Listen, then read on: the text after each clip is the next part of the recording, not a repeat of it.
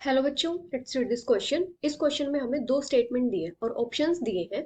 Both statement one and statement two are correct. Both statement one and statement two are incorrect. Statement one is correct and statement two is incorrect. Statement one is incorrect and statement two is correct. और statement first यहाँ पे क्या given है, the hydrides of oxygen family are liquid except water. और statement second यहाँ पे क्या given है, water involve intermolecular hydrogen bonding which keeps H2O in liquid state whereas other members have no hydrogen bonding। तो यहाँ पे हमें बताना है कि जो स्टेटमेंट फर्स्ट और सेकंड है दोनों करेक्ट है इनकरेक्ट है। तो यहाँ पे हमारा की कॉन्सेप्ट क्या हो जाएगा, अगर हम बात करें ग्रुप 16 एलिमेंट्स की रिएक्टिविटी की with hydrogen, reactivity of group 16 elements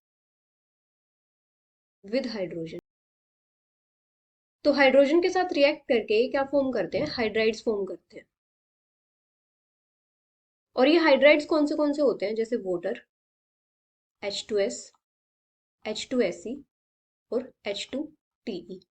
अभी क्या होता है, सिर्फ वाटर को छोड़ के बाकी सारे के सारे जो हाइड्राइड्स होते हैं ये क्या होते हैं, गैसेस होते हैं।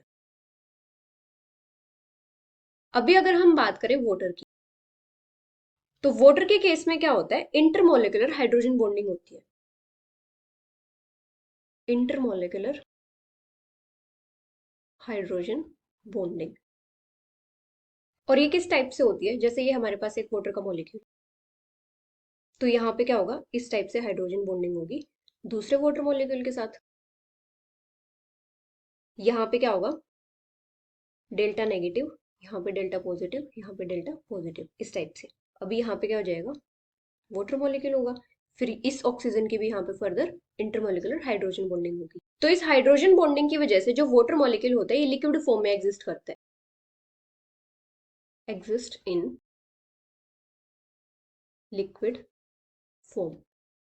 तो यहाँ पे स्टेटमेंट फर्स्ट क्या गिवन है, the hydrides of oxygen family are liquid except water, तो ये तो इनकरेक्ट है। सेकंड स्टेटमेंट क्या है, water involves intermolecular hydrogen bonding which keeps water in liquid state whereas other members have no hydrogen bonding। तो second statement यहाँ पे correct है। So the final answer is statement first is incorrect and statement second is correct, which is option fourth. Hope you understood it well. Best of luck.